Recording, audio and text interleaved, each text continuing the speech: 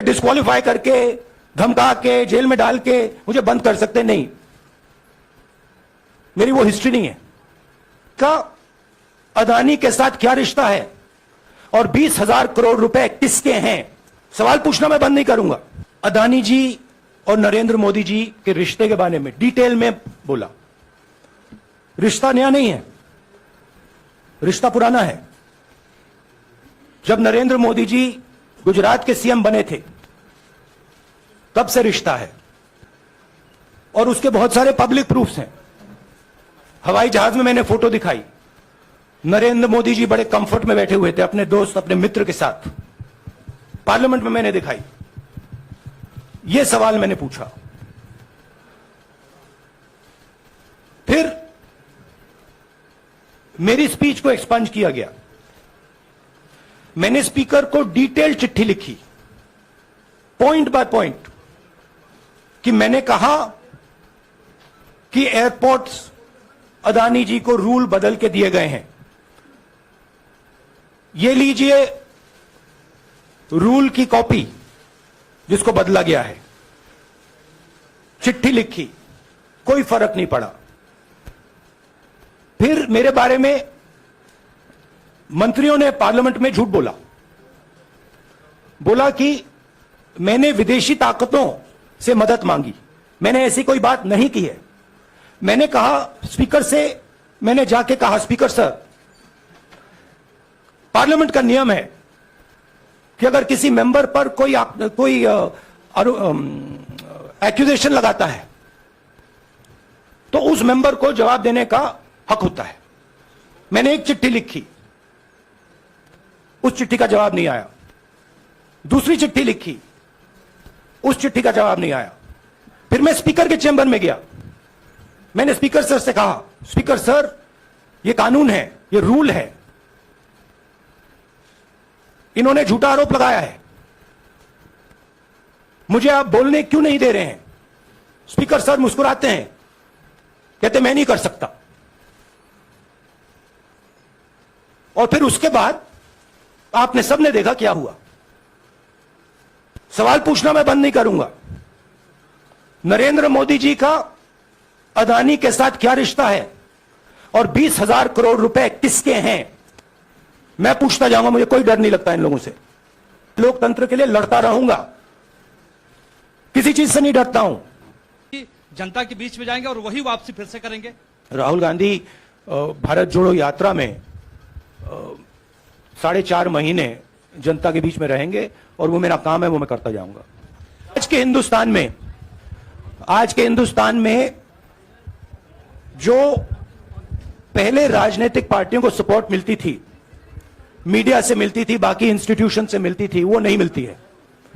तो ऑपोजिशन की पार्टीज को एक ही रास्ता है, जनता के बीच में जाने का। पिछले भारत जोड़ो यात्रा में आप मेरी कोई भी स्पीच देख लीजिए, मैं वहां कह रहा हूं सब समाज एक हैं, सबको एक साथ चलना चाहिए, भाईचारा होना चाहिए, नफरत नहीं होनी चाहिए, हिंसा नहीं होनी चाहिए। तो मेरी पोजीशन बिल्कुल क्लियर है। ये ओबीसी का मामला नहीं है, ये नरेंद्र मोदी जी और अदानी जी के रिश्ते का मामला है। 20,000 करोड़ रुपए जो अदानी जी को पता नहीं कहां से मिले, उसके बारे में मैं सवाल पूछ रहा हूं और उसका जवाब चाहिए। बीजेपी ध्यान को भड़काने की कोशिश करती है, कभी ओबीसी की बात करेगी, कभी विदेश की बात करेगी, कभी कुछ और बात करेगी, कभी डिस्क्वालिफिकेशन की बात करेगी, मगर सवाल यही है 20,000 करोड़ रुपए, $3 बिलियन किसका था। उसने कहा आप डरते नहीं हैं, लेकिन स्टेट के टारगेट पे है और स्टेट आपके खिलाफ है, पूरी स्टेट, पूरी मशीनरी आपके खिलाफ है। ऐसे में आपके सामने चैलेंजेस बहुत बड़ा है, तो रास्ता क्या है, रणनीति क्या है? देखिए भैया, चाहे स्टेट हो चाहे कुछ भी हो, मैं सच्चाई को देखता हूं। मुझे और किसी चीज में इंटरेस्ट नहीं है, मैं सच्चाई बोलता हूं। राजनीति में यह फैशनेबल बात नहीं है, मगर यह बात मेरे खून में है। मैं और कोई रास्ता निकाल ही नहीं सकता हूं।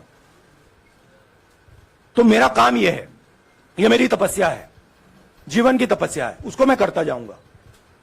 चाहे मुझे डिस्क्वालीफाई करें, मारे पीटे जेल में डाले, मुझे कोई फर्क नहीं पड़ता। मुझे अपनी तपस्या करनी है। इस देश ने मुझे सब कुछ दिया है। शांत हो जाइए। इस देश ने मुझे सब कुछ दिया है, प्यार दिया है, इज्जत दी है, इसलिए मैं ये करता हूं। वहां पर जब से खबर गई है वहां पे लोग बहुत डिसबिलीफ में हैं, प्रोटेस्ट भी इरप्ट हो रहा है। आप अपनी कॉन्स्टिट्यूएंसी के लोगों को क्या कहना चाहेंगे? नहीं, मैंने सोचा है कि मैं अपनी, देखिए मैंने कॉन्स्टिट्यूएंसी में भी बोला कि वायनाड के लोगों के साथ मेरा पारिवारिक रिश्ता है, फैमिली प्यार का रिश्ता है। तो मैंने सोचा कि मैं वायनाड के लोगों के लिए अपनी एक चिट्ठी लिखूं उनके लिए कि मेरे दिल में उनके लिए क्या है। तो वो तो मैं रिजॉल्व कर दूंगा। उनका, देखिए बीजेपी के नेताओं का काम यही है। देखिए वो सब नरेंद्र मोदी जी से डरते हैं, कारण आप जानते हो। नरेंद्र मोदी जी ने कहा कि देखिए ध्यान हटाना है। वो सब जानते हैं अदानी जी और नरेंद्र मोदी जी का रिश्ता, सारे के सारे जानते हैं क्या रिश्ता है, सब जानते हैं, मगर डरते हैं। तो अगर नरेंद्र मोदी जी ने उनसे कहा कि भैया ध्यान उधर करो, ध्यान उधर करेंगे। मगर सवाल यही है 20,000 करोड़ रुपए किसका है? लेकिन बीजेपी कह रही है कि कानून ने अपना काम किया है। तो जो ये दलील है कि कानून ने आपको सजा दी है और उसी की वजह से आपका निलंबन भी हुआ है, इस पर आप क्या कहेंगे? देखिए लीगल मैटर है, पर ये हुआ है। लीगल मैटर है। मैं हिंदुस्तान के लीगल सिस्टम को रिस्पेक्ट करता हूं। मैं लीगल मैटर पे इस प्रेस कॉन्फ्रेंस में बात नहीं करना चाहता हूं। विपक्षी दल जो अभी तक कांग्रेस से दूरी बना के चलते थे वो भी आपके समर्थन में आए, तो आपको क्या लगता है अब वो समय आ गया है जब सारे विपक्ष को एकजुट हो जाना चाहिए? मैं उन सब विपक्षी दलों का धन्यवाद करता हूं कि उन्होंने इस बात में हमारी सपोर्ट की और हम सब मिलके काम करेंगे। मैं जो भी सवाल उठाता हूं वो सोच समझ के उठाता हूं। मुझे उम्मीद में कोई इंटरेस्ट ही नहीं है, चाहे मुझे सदस्यता मिले ना मिले, मैं अपना काम करूंगा। अगर ये मुझे परमानेंटली डिस्क्वालीफाई कर दें तो भी मैं अपना काम करूंगा। अगर मुझे रीइंस्टेट कर दें तो भी मैं अपना काम करूंगा। मुझे कोई फर्क नहीं पड़ता मैं पार्लियामेंट के अंदर हूं या बाहर हूं, कहां हूं। मैंने आपसे कहा मुझे अपनी तपस्या करनी है, मैं उसको करके दिखाऊंगा। आपके लिए नहीं, अपने लिए। 21,000 करोड़ रुपए अदानी जी की शेल कंपनीज में कहां से आए? आप इंक्वायरी कीजिए। अगर बात निकली कि हमारे चीफ मिनिस्टर का पैसा है तो इनको जेल में डाल दीजिए। अगर बात निकली तो किसी और का पैसा है तो उसको जेल में डालिए। समझिए, ये मोदी जी पैनिक में आ गए कि बात निकल जाएगी, ये 20,000 करोड़ रुपए किसके हैं, डर गए, घबरा गए। इन्होंने पूरा सीक्वेंस शुरू कर दिया। ये विपक्ष को सबसे बड़ा इन्होंने हथियार दिया है राहुल कि अदानी जी भ्रष्ट व्यक्ति है। अब जनता के माइंड में यह सवाल उठा है कि इस भ्रष्ट व्यक्ति को हिंदुस्तान का प्रधानमंत्री क्यों बचा रहा है? यह मतलब अब सब कुछ बीजेपी के लोग, नरेंद्र मोदी जी सब कुछ इस व्यक्ति को बचाने के लिए क्यों कर रहे हैं? दूसरा सवाल, बीजेपी के लोगों ने कहा कि अदानी पर आक्रमण देश पर आक्रमण है। मतलब इनके माइंड में देश अदानी है और अदानी देश है। बात समझिए। मैक्सिमम पनिशमेंट जो है आपके केस में, मैक्सिमम पनिशमेंट आपके लिए मुकर्रर की गई, क्या आपको इसके पीछे क्या कहना है आपका? वही मैंने कहा, अगर डिस्ट्रैक्शन करना है, मैक्सिमम पनिशमेंट की तो जरूरत है। मिनिमम पनिशमेंट से बात थोड़ी बनेगी। मैं तो सोच रहा था भैया 5 साल होते, 7 साल होते, 10 साल होते, वो भी मिल जाता। मुझे क्या फर्क पड़ रहा है? बीजेपी ने उसको किया है कि आपने ओबीसी का अपमान किया। पूरे देश में प्रेस कॉन्फ्रेंस करने की तैयारी कर रहे हैं कि आपने ओबीसी का अपमान किया था। भैया देखिए, पहला आपका अटेम्प्ट वहां से आया, दूसरा आपका अटेम्प्ट यहां से आया, तीसरा आपका अटेम्प्ट यहां से आया। आप इतनी डायरेक्टली बीजेपी के लिए क्यों काम कर रहे हो? थोड़ी डिस्कशन से करो यार, थोड़ा घूम घाम के पूछो। क्या आपको ऑर्डर दिया है क्या? देखो मुस्कुरा रहे हैं। घूम घाम मैं आपको उदाहरण देता हूं। आप थोड़ा घूम घाम के निकाल नुकुल के बोलो, देखो ऐसे बोलो पहले राहुल जी। हाँ, तो please if you want to work for the BJP then bring a BJP flag symbol here and put it on your chest, then I will answer you the same way I answer them. Don't pretend to be a pressman. Gandhi सोचता है मेरा नाम सावरकर नहीं है, मेरा नाम गांधी है। गांधी किसी से माफी नहीं मांगता।